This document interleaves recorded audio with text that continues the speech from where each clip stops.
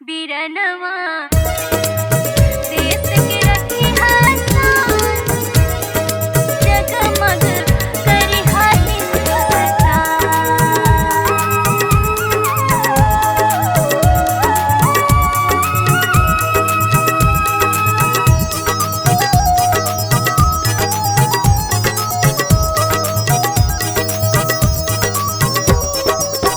राखी बांधले वचन बनवले, मंगल तोहसे दान।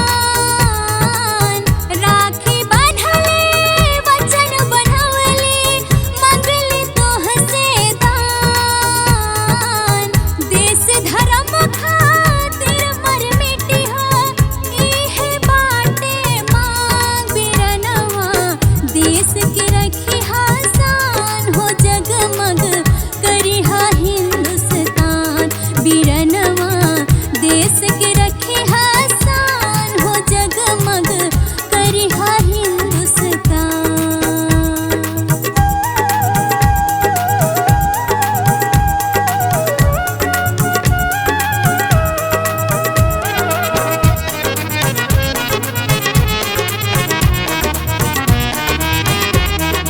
भाले ही सुखी रोटी खइहा, भाले ही दुखवा सहिहा हो।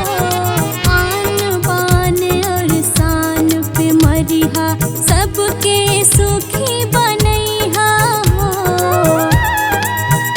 बिरना ओ बिरना, भाले ही सुखी रोटी खइहा, भाले ही दुखवा सहिहा हो। आन बान और शान पे मरिहा, सबके सुखी बनैहा हो। अपने देशवा धर्म के खातिर, अपने देशवा धर्म के खातिर, हो जइहा कुर्बान। बिरनवा देश के रखी हासान, हो जगमग करिहा हिंदुस्तान। बिरनवा देश के रखी हासान, हो जगमग करिहा हिंदुस्तान।